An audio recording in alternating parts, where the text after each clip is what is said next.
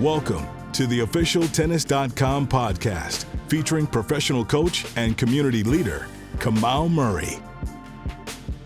Welcome to the Tennis.com podcast. I'm your host, Kamau Murray, and we are here with an actor, somebody that most people don't know.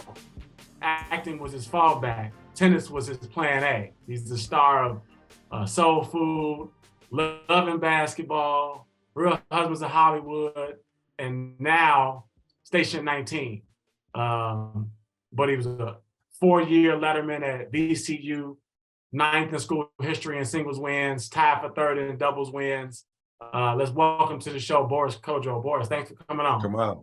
Thank you, brother. Good to see you. Thanks for having me.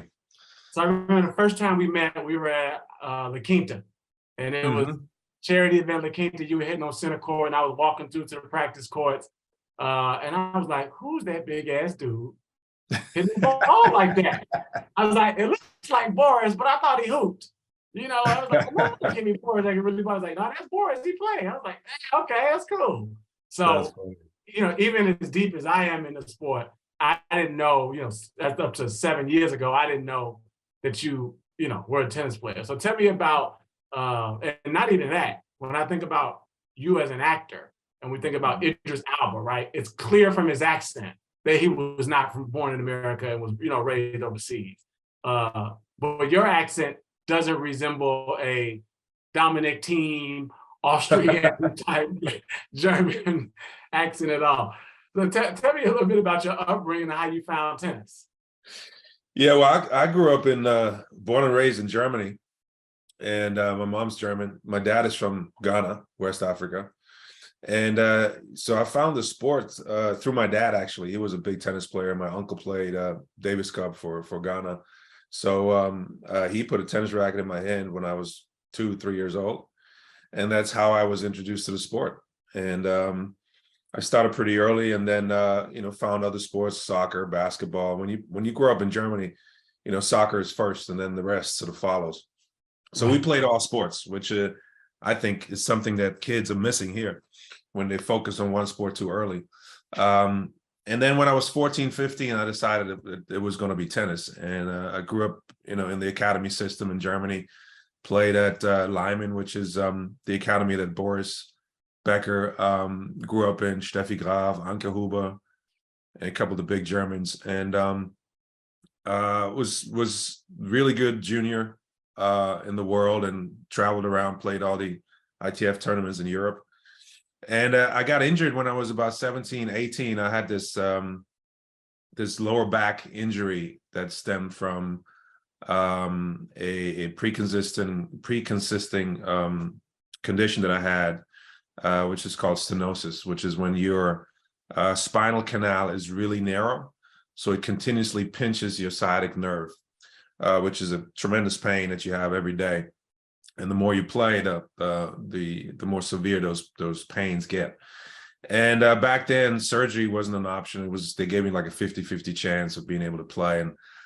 And so it was a hard sort of decision for me after you're dedicating your life to that point, to the sport, and having all these dreams and ambitions and goals, and sort of having to step back. It took me about 1.5 years to get over that. But I had a chance to come to the States and play some college tennis. Had a great coach by the name of Paul Costin, who was a Swede, who sort of helped me with the cultural transition. You know, it was a big deal going from Germany and coming here and not speaking English that well, and being immersed in this new culture, this new environment, this new community at VCU in Richmond.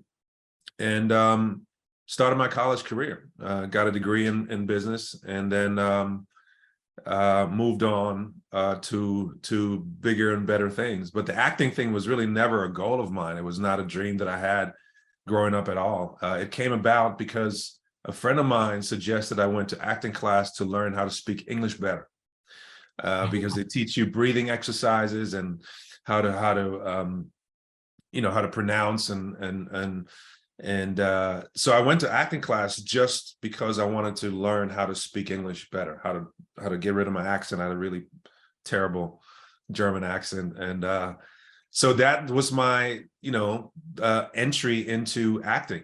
that I went to acting class, and after a couple of years, I thought I was ready to give it a shot.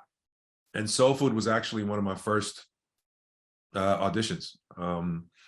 And when you watch the early Soul Food episodes, you can still detect my accent in certain scenes. I remember reading the scripts for each episode and still having to go to my castmates and ask them how to say certain things, and they translate it for me. And there's colloquialisms and sayings that I didn't grow up with, that I didn't understand, so they had to sort of explain it to me. And so Soul Food, the first the 4 or 5 years on Soul Food, to me was an apprenticeship in the industry, right? I learned every single day being on set, being around these amazingly talented people, including my wife, the producers, the DP, the director, the writers. I learned from everybody. So it was sort of the perfect situation for me to get my feet wet in this business and to sort of start building foundation of my career.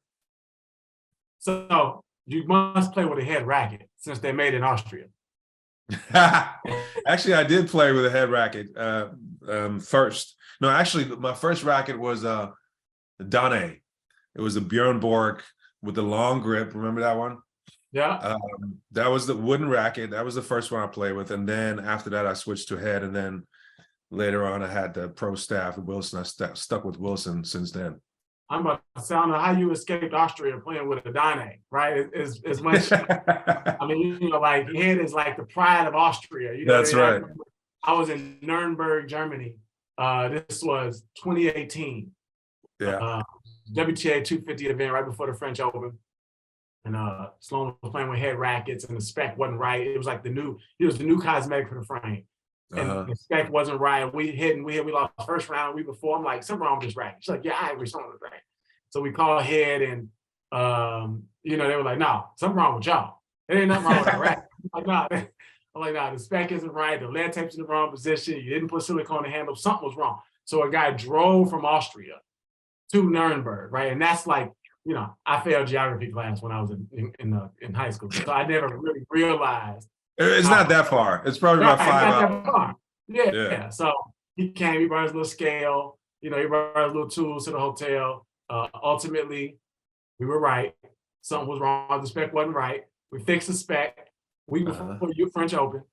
Yeah. Went back to the old spec, found the French Open right after. So thank God that nice. We went toe to toe. So that's nice. That's how I know Austria where it is.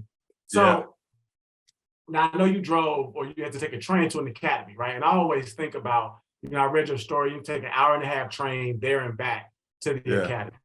With as good as you hit a ball now, as good as you hit a ball back then, with your size in today's game, can you imagine if you took that hour and a half, so maybe 3 hours of commute, and actually spend it on the tennis court?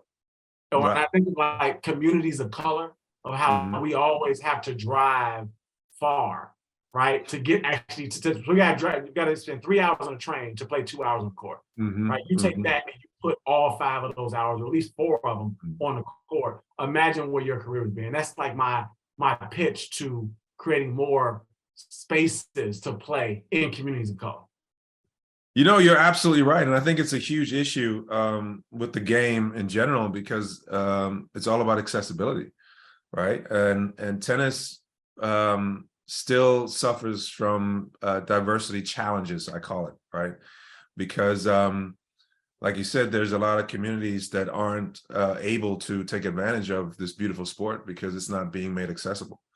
And it's all has also to do with the history of tennis. If you go all the way back, to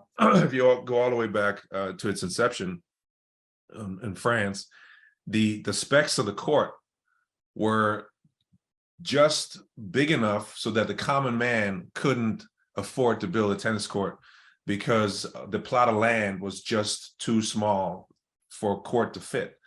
So this sort of elitist approach to the sport started way early, when the first people, when the first tennis players, started playing the sport.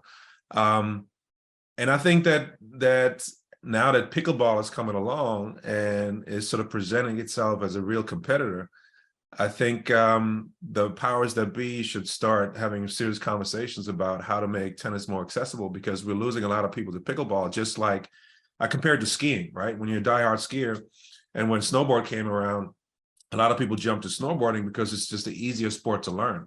Same with pickleball, right? You can be a competitive pickleball player within, I don't know, hours of playing the sport. Right. Whereas, whereas learning how to play tennis is much more. It takes more time, and it also takes a lot more money. And movement, like agility, you got to be in shape, you got to be able to cover the court. You know what I mean? So yeah, and I think, that's one of the things when I look at how fast pickleball is caught on, and the number of celebrities that are actually promoting it, investing in paddles, and you see Gronk, you see Brady. It's like, how did they do this? And like, well, number one is a small footprint, right? You know what I mean? And number two is like, it's not as skilled, right? And number three, because you can be a little bit older, right? A little bit less agile and play, right? It's like we have to learn how, I think tennis is a big sport, but it's not the NBA. It is small enough where we can be more agile and make more decisions to adjust and compete.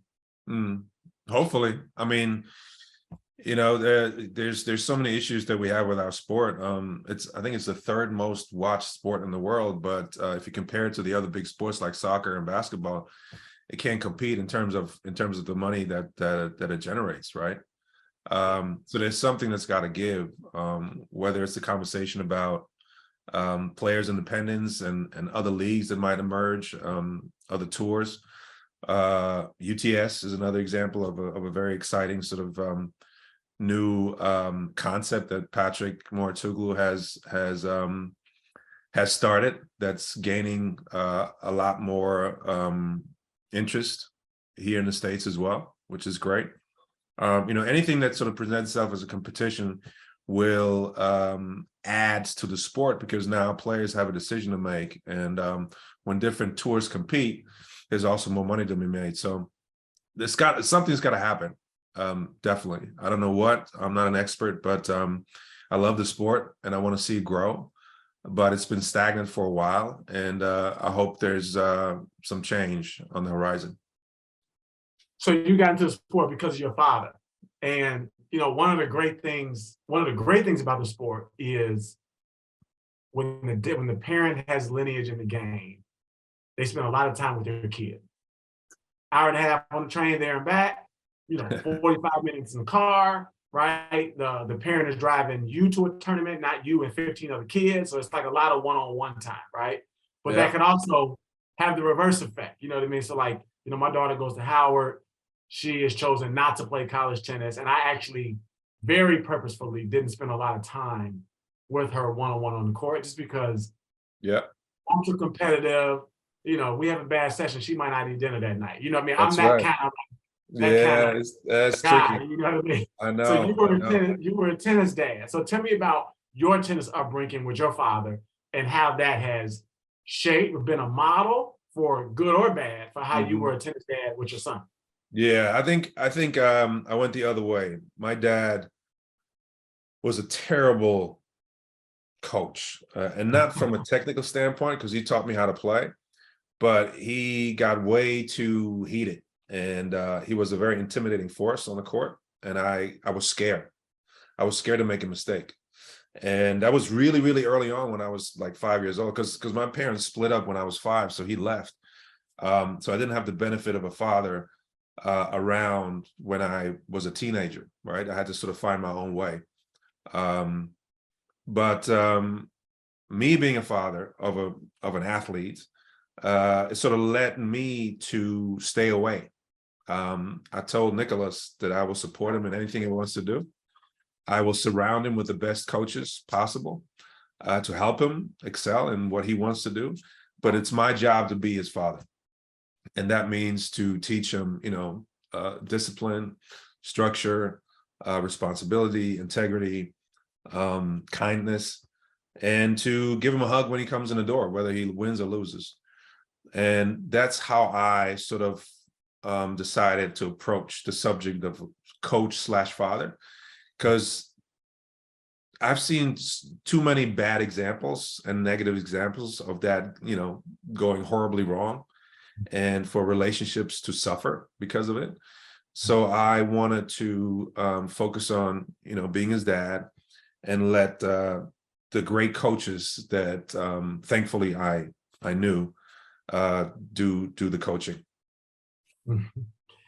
So you have a good relationship with a lot of players on tour, right? And over the years, I've developed a lot of relationships with a lot of the young players, and having like sort of sat in the seat, help someone win a Grand Slam, and get to another Grand Slam final, other WTA titles. When I get the young players, right, I see the young people, and I know what's ahead of them. I try to like not even talking to them about tennis, just talk to them about, because they enter the sport very young, much like the NBA, different than the NBA, right? They got the you got to play a year in college rule now and that kind of thing. We get people on tour that making millions of dollars at 16, right? And I always fear that in an individual sport, there's not any place to hide, and it's hard for them to deal with one good result, right? So I've listened to Frances Tiafoe very carefully over the past 6 months, and he says 2022 U.S. Open changed his life, right? And thinking like, all right, let's see how it goes from here, right? Because it can make you real swaggy, right?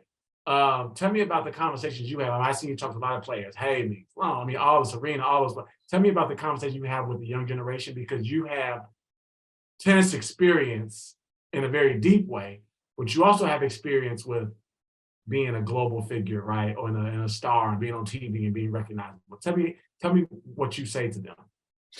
It's a very interesting question, because like you said, you tend to talk to them about other things in tennis. And I think those things are really the key to being successful at tennis, because whether you're talking about, their private life, their awareness and consciousness, their confidence, their self-awareness, their perspective on the world as a whole, all those things form a human being. And all those things also prepare these human beings to deal or to manage their emotions on the court, right? If you have a good relationship with your immediate environment, your friends and your family, it gives you a sense of comfort and a sense of confidence. And that then transcends your behavior on the court, right? So, or it translates to you being more able to handle the pressure and expectation that might come to you on the court, because these young players have tremendous weight on their shoulders, especially when they've been, top juniors in the world, and gathering all these accolades on the junior tours, and now they're being thrown into the mix with all these men or women. And this pressure and the expectation is so huge that sometimes you completely tighten up, and you play a style of tennis that you're not used to anymore, because you're changing completely how you feel about yourself and the perception you have of everything around you, playing on the tour, traveling, different foods, different languages, different people. Maybe you can't afford a coach and a physio, so you're by yourself. Those are really tough transitions to go through for a young player. So the conversations I'm having with like a Big Foe, for instance, are more about the mental aspect, or the emotional management, right? That he has to now face, especially after having such a successful year last year, right? Because he goes into the Australian Open with so much expectation. All of us are hoping that he will win a slam, in the next 3 years. That's a lot of pressure, right? And we talked about, I call it going underwater, which is something that Boris used to say, Boris Becker, right? Because he used to tell me that after a slam, especially if he went to the finals and won, he couldn't form a sentence for 2 weeks, right? Because mentally and emotionally, you're so invested in every single minute of the slam, whether you're on the court or not. You're constantly focused on this one thing that once it's over, you have to find your bearings again. So I Exactly. talked to Cole about, being locked in and being underwater and what it feels like to him. And because I can tell when he's on the court, when he comes out, I can tell when he's locked in, and I can tell when he loses it for a couple of minutes. And that can be the difference between, winning a set or losing a set really fast. And that's the difference between, the greats and some players who might win one, is that somebody like a Roger Federer or a Nadal or Novak, they've been able to lock in for an extended period of time. And you can tell, especially when they're not playing well or when they're missing shots, and how they deal with that. Like when you watch Federer play, and you know this, you can't tell if he hits a winner or if he misses the ball by his emotion, right? He literally he finishes a point and he moves on to the next one. There's no belaboring, there's no emotional outbursts, there's no negative energy, nothing. So that's very intimidating for an opponent, right? And that's something that the young players have to learn, that yes, it's okay to emote, but it's better to emote in a positive way than to show your opponent that you're struggling. And I think that's the difference between Foe winning the Australian Open now and winning the Australian Open in 2 years, for instance. That he's got so much power, he's got so much speed, he's got such unbelievable hands, huge serve, he's got everything. He's got the full package. He is a captivating character on the court. People love him. He's a kind, amazing, just a great guy. I think we will see what happens when he's faced with these moments of inconsistency and how he manages them in order to be consistent in the long run, right? Because in order to be consistent, you have to manage inconsistencies in a way, almost disarm them by not putting too much energy towards when you miss a ball, when you miss 3 points back to back, or when you lose a service game. Yeah, one of the other things I think is a little bit crippling when I look at some American players who almost got it, got that slam. I say if they were from a smaller country, like in Austria, like a Germany, they would have made it sooner. Because I feel like in America, we market and monetize a good result to a level, not a slam, right? Like you don't win, but we take a good result. Fourth round's a good result. Quarters is a good result, right? We take that, market it, monetize it, blow it up, attach ourselves to it so tight that it cripples the player and makes the distance between a quarterfinal result and a Grand Slam title longer because of the crippling effect that we as American, we take water and we blow it up as Avion, right? You know what I mean? And we do it, whereas like a smaller nation might not do it as big and get as excited and like shock the player. So I think that's one of the things I think about American players like a Sonia Kennan. Like I think like when I see a good up and comer, I'd be like, ooh, fourth round is good, but fourth round of the final is like a whole different tournament. Let's not get too excited, right? Let's not get excited, try to monetize this too much and hurt their long-term chances of actually winning the slam, because now we all own them now. And that's the one thing I worry about. They're like, all right, everybody be cool, quarters is great, but I know a lot of players that got to a quarters of a slam and didn't get to the finals or semis of a slam for 4 more years. Think about that. That's 16 slams. 16 slams in between quarter and the final. That's a lot. You know what I mean? And I think sometimes being American hurts our young players. I think you're right. I think it's twofold. I think it's, on the one hand, it's there's a lot of advantages growing up in the academy system over here in the States, because you get a lot of support. On the other hand, scrutiny, pressure, expectation, and comparisons are unfair at times, right?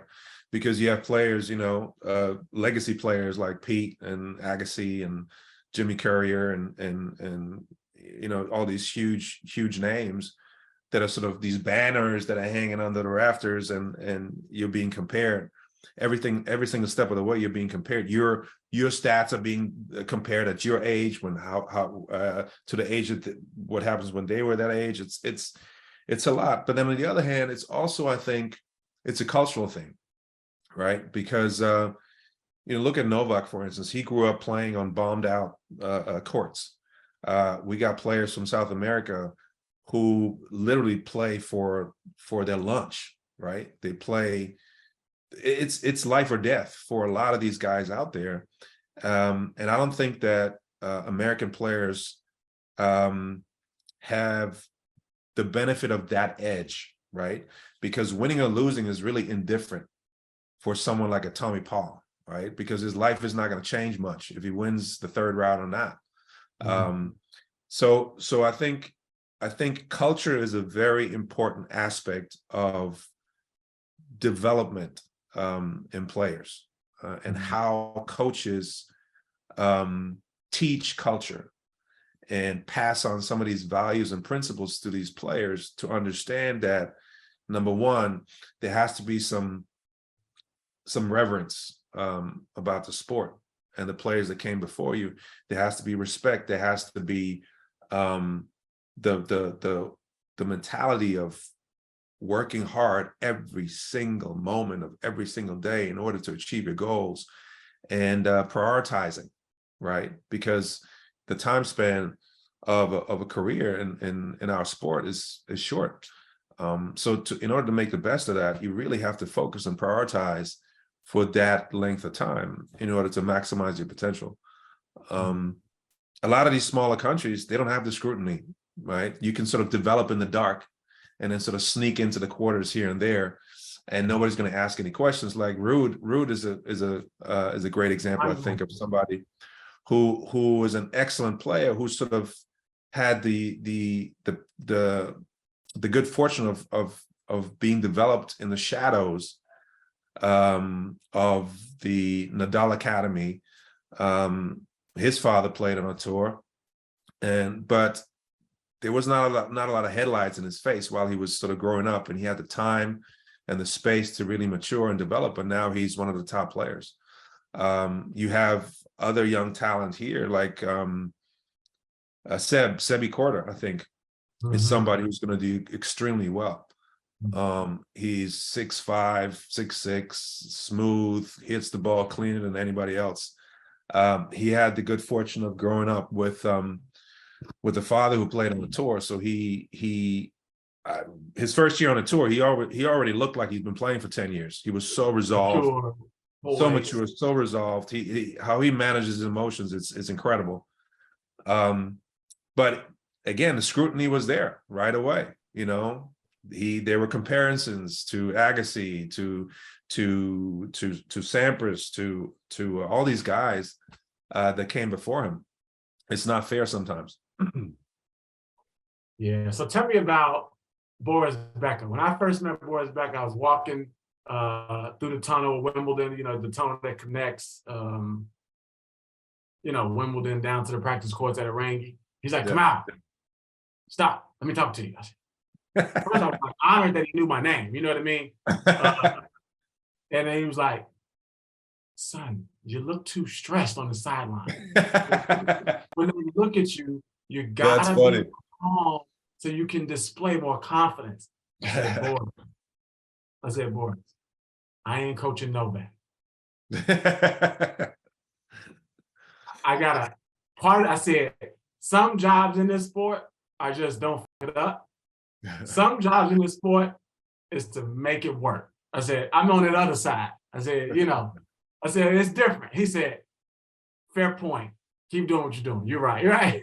That's so funny. Tell me about growing up with Boris Becker, because we all hear these stories. He's a wild boy, love to have fun. I got to know Boris later in his limping days, right, where he can't even stand up straight, his back hurting the whole time. Tell me about growing up with Boris Becker. What was he like as a kid? Wow. Well, I'm a little bit younger than him, so I was 11, I think, when we met first. He had just won Wimbledon at 17, which is crazy. The world changed when he won Wimbledon. Germany was not the same after he won that tournament. it was such a boom in the sport that we benefited from afterwards. So much talent came out of that country, and with Michael Stich and Kiefer and all these guys, and he was, he was the trailblazer. To me, he changed tennis worldwide and how it was played. He turned into a power sport, right?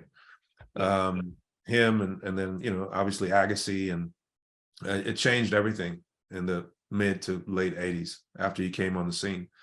And also the popularity of the sport, it became more exciting. It truly became a global sport that sort of grew on the shoulders of him, Agassi, and then Pete, Jimmy.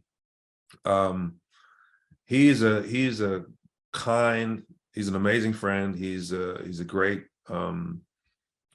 he's a great competitor. He's very competitive. He's a winner. He always wants to win. Obviously, he has faced his share of challenges and adversity, but I talked to him a couple of days ago, and he sounds really great. He sounds happy, and he is ready to start this new chapter in his life. And I always root for him. I love him, and that's my brother. So I'll go out on a limb and say you're probably the best player in Hollywood. Who else can ball? That's not hard. I know, right? That's not hard. Player, like, who else can, like, we hear Dr. Phil, think he can play, he plays a lot, that kind of thing. Who else can ball? I mean, I don't know. I don't know. I don't know if anybody's played competitive tennis in Hollywood. So I'm not sure. I don't really I don't play in Hollywood. You know what I mean? I don't play with a lot of the tennis players in Hollywood. I stick with my guys that I used to play with on a tour. And there's a bunch out here in LA that can ball, that can play. All ex-college players and stuff, that it's really easy to get a good workout here in LA. Whether it's with Serena or a bunch of the guys who played in college, and Mark, Josh Oswald, Tommy is here, Tommy Haas, and so there's a bunch of guys out here that whether it's dingles or doubles or a workout, you can always get a good workout here. Mm-hmm. So who do you, obviously Novak, I mean, it's clear now that I think he will obviously surpass, Rafa and Federer for being probably, quote unquote, the most titles of all, the most Grand Slams of all time. I'm not going to say the greatest of all time, right? Because that can be defined. And yeah. Then it's everybody else, right? You got Sasha Zverev, you got Thiem is coming back, you got Tsitsipas. Francis coming up, you got Tsitsipas, you got Alcaraz, you got like a bunch, mm-hmm. right? And no one's really, so Alcaraz, I guess last year sort of separated himself from the pack. Who do you think will emerge first, and who do you worry about? Wow, great question. I think, first of all, I think it's a great time, because I worried about the post Big Three era, right? Because we've been spoiled for so long with the greatest of all times playing at the same time, that I was really concerned about what would come after. But these new young guys that really put me at ease, whether it's Carlitos, Alcaraz, or Sinner. I think Sinner is an extremely huge talent who I think is going to win slams. I think Holger Rune, Danish new young guy who beat Novak in Paris. I think he's a young pit bull who really wants it, and who will mature mentally and get stronger emotionally, and it'll help him win a lot of tournaments, I think. FAA, Felix Auger-Aliassime, I think he is tremendously talented, super strong, huge forehand, big serve, not afraid. I think he's going to win slams. I think Sebi Korda, I think he can be even more aggressive and assert himself even more. I think sometimes he gets lulled into too many baseline rallies. He doesn't have to stay there. He can come in. He can stay closer to the baseline and be more aggressive even. Who else? Ben Shelton, I think, is somebody who I'm excited about, right? Obviously, I know his dad, and he has no fear. Huge forehand, huge serve, lefty, great hands at the net. He comes in all the time. I think he's super exciting for the sport. Let's see what he does. He saved the match point yesterday to make it to the second round. Yeah. And then you got the little older guys. I mean, they're not old, but early 20s, mid 20s. You got Ruud, you got Big Foe, you got Zverev, who I'm rooting for. That's my brother. He when I saw him fall in Paris, I was really concerned, because when you rip your ankle like that, it's really hard to come back full force and full strength. And for him to come back in a slam after 6 months, that's a huge accomplishment in itself, I feel. For him to be moving so fluidly, so with agility and explosiveness already, heads up to him. I wish him well. And then you have, who else? Tsitsipas. I think he can win numerous Grand Slams. It all depends on his mindset, his his how he handles his emotions. I think for him, it's all between the ears. He can do it all. I mean, he's an incredible player. Rublev, same thing. I think it all happens in between the ears with him. If he can contain his emotions and stay locked in and underwater for the duration. Berrettini, he lost against Murray, which was an unbelievable match, but I think he can win slams. He's a great competitor. Unbelievable competitor. And then, you got Taylor Fritz. I think Fritz, he's riding high right now in a great year. I think he's got a lot of confidence, and that's what it's all about. How confident are you when you step between these lines and start competing?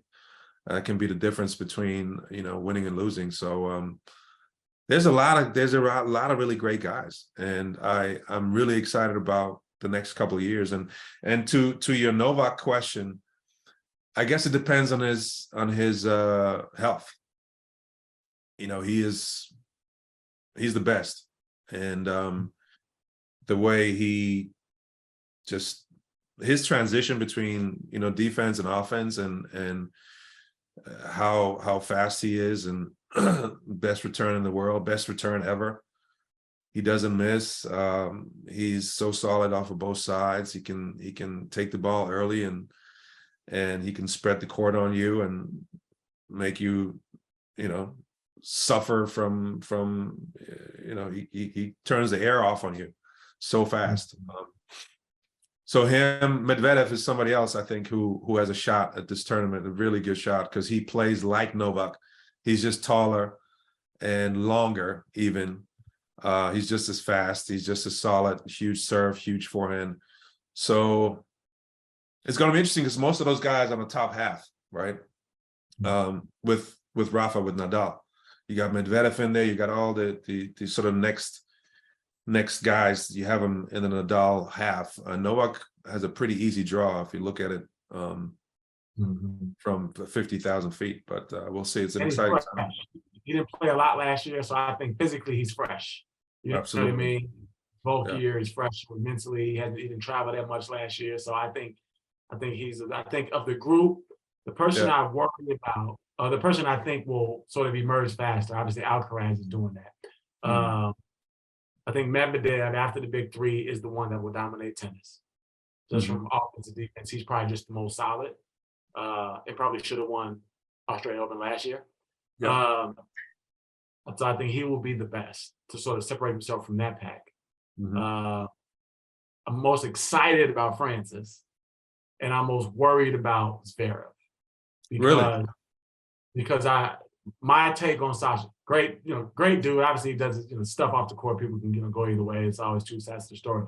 But I think that over the years, when I watch him play slams, too many 5-set matches early on in the tournament, right? Where you just sort of you tank a set here, tank a set there. You look up. You're not always going to, especially at the French Open, you're not always going to escape death, right? So I think he plays around early in the tournament too often, and I think that'll hurt him. Mm-hmm. 2, I think of that group, he's the least dependable server later in the sets. Okay. And I think that will, when I think about the Tsitsipas, I just think that he's the one I worry about in terms of being a little too lax in the middle of the event and not getting to where he is, or even get to the finish line and just sort of realizing the gravity, and then it just sort of hurt them. And I think honestly, center to me, he's got the longest way to go because of his size. He's still like a boy's body, right? And so I think he's the one where I look at that group. I sort of put him years away because of his size and his great mobility, right? But I mean, but in terms of just his size, he's a little thin. I'm a thin guy too, so I know how it is, right? So that's sort of my take on those groups. But I think I think in terms of Sasha, I think that it comes with maturity. I think he's learned a lot in the last year. He's been through a lot, and I think that hopefully he'll apply some of these experiences and be more conscious about what you just said to manage his emotions, to manage the game better, especially in the slams. I'm more worried about team, because I worry that if he doesn't get back to top 20, top 15 in the next year, it's going to be tough for him from a motivational standpoint, because he has to put in a lot of work to play at that level. And when you come back from injury, there's the physical recovery, and then there's the mental recovery and the emotional recovery, which is sometimes more difficult than the physical part, because you have to be able to go back on a court without thinking about the injury, playing with confidence without the worry that something else might happen. And I think that is a process that has been taking a little too long for him now. And so it's showing up in his performances. Even though the first round against Rublev, it was tough. Rublev, he played out. He had every ball like 300 miles an hour. So he never got air. He never had a second to breathe, which was really tough first round. So we'll see what he does in the next couple of tournaments. Indian Wells is going to be a sort of a good meter too, to see what he does, because he's super comfortable at that tournament as well, and Miami. So we'll see.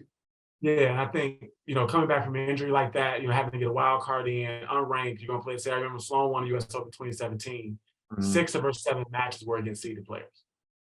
So when you're out of the game for that long, you're going to have to thug your way through to win one. You know what I mean? I mean, think about that. 6 out of 7 matches against the seed, that's rough. And she did it. So, how is her draw now? How is her draw in the Aussie Open? First 2 or 3. I mean, look, I say on the women's side, anybody can beat anybody, but I think the first 2 or 3 should be very, very, very manageable. Yeah. And then after that, then you start to get into, some of the seeded players or whatever. But I mean, Sloan can beat anybody when she decides to. So I say that to the day I die. You know what I mean? Whenever she wants to do it, beat anybody. I played with her when she was 14, I think. It was in Ojai. I remember thinking, wow. But I think with her, it's just here. It's just in between the ears. That's all. Because sometimes her body language just gets, her shoulders and stuff. She gets into that whole self-deprecating thing.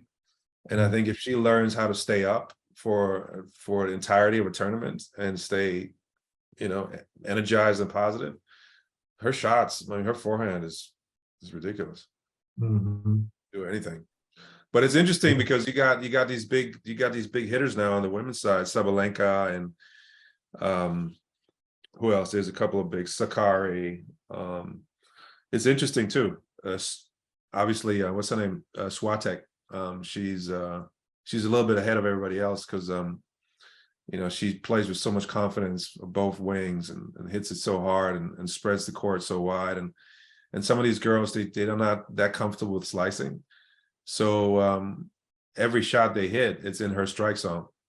And that's why nobody beats her, right? But then you have somebody like Jabeur who plays with flair and slicing and drop shots. It's harder for Swiatek to play somebody like her than girls who just play right and left the same way. Yeah, because you can't go through her. You can't make, like I always say, Sabalenka will struggle to win a slam because I don't know if she can win 7 matches playing the way she plays. With Full that out. level of, yeah. She can't, In or I know out. you do. Ons can kind of like feel her a little bit, you know what I mean? The way she plays, she can play any day, you know what I mean? Yeah. As long as she don't get too irresponsible and too creative, you know what I mean? She can sort of move and make balls and disrupt Well, she somebody. started taking some pace off and adding a little more spin and adding a little more margins, which has helped her. She just won, where did she win? Adelaide? Didn't she just win the tournament? Won Adelaide, yeah. 5 matches. I always say 5 matches different than 7. You know, That's right. that's 6 matches when that No forehand, you know, you only got so many of them in your tank. And by the time you get to 6, 7 matches, I'm like, ooh, you need to, like, I always like to joke around and say, hey, don't be a hero with my bonus. There you go. Make that ball. It's more blue than green. Let's try to keep that ball in the blue today. You know what I mean? It's just, Yeah, that's right. I like when you get to the semis and the finals, you can keep all that big shit. You know what I mean? Yeah. Like, bro, let's make the ball. You know what I mean? It's like when you watch Maddie Keys play. You know, she's got every shot in the book. She hits it harder than anybody. But if she just add a little more margin, I think she wins so many more matches. Well, man, you've been very generous with time. One last question. I want you to talk about your work with the foundation, because you acknowledge your story, my story, the work we do every day about sort of mentoring the next generation, providing opportunities for Black youth or underserved youth, whether Black, Hispanic, doesn't even matter, right? If you don't have access to the sport, we want to get you access to the sport. Give us a little quick thing about what you got going on with Tennis Channel and trying to create opportunities for the next generation. Yeah, you know, I'm excited because, like you said, when you love a sport, you want the youth to be able to take advantage of some of the benefits that come with playing such a beautiful sport like tennis, and to give access is how we can make that available, right? So with the Tennis Channel and what we're doing with Love All is we're just trying to support some of the high school students that are out here on their journey to becoming a better tennis player, and giving them access to some of the academies out there, like the Mouratoglou Academy, just to grab a passport and to travel to a different country and go to school with kids from different countries who speak a different language, to be able to see other mentalities and cultures, and it expands your horizon and your idea of what the world looks like, and it gives you so many more opportunities. Also, as you sort of make your way and walk down your path, whether it's through tennis or education, you know, you can go to college, and there's so many different ways that you can turn. But without that access, there's really no way. So with the Kodjoe Family Foundation, we just try to facilitate access and give young Black kids an opportunity that a lot of these other white kids have. And it's great because we've gotten a lot of support from, you know, Patrick Mouratoglou and you know, my friends at the Tennis Channel, who understand how important it is and who are inspired by some of these kids that come out and show us how driven they are and how motivated they are and how much they really embrace these opportunities when they're given. And that's all you can do, you know. Tennis has given me everything. I'm here because of tennis. I'm in the States. I'm an actor because I had the opportunity to come over here on a tennis scholarship. So I don't really like to say it's giving back, because that sort of infers that I'm in front of you. It's like supporting the next person, right? It's supporting the people that emerge next to you and empowering them, just like I was empowered. I was supported when I came here. Well, man, I want to thank you. Thank you for being an ambassador to the sport. You know, I think tennis, one of the things that I would love to see it do is get out and bring others in, right? For more mainstream with actors and other athletes from other sports, and to grow this great game. So you're an example of that. I'm happy and honored to be able to get your story out there, because I guarantee 90% of people did not know that your success, your career is all as a result of opportunities provided to you from tennis, which That's right. I think this game does, man. So I appreciate you. Thanks for coming to the show. This has been the Tennis.com podcast with Boris Kodjoe. Thank you so much, Kamau. Appreciate you. Appreciate everything you do. Thank you, brother.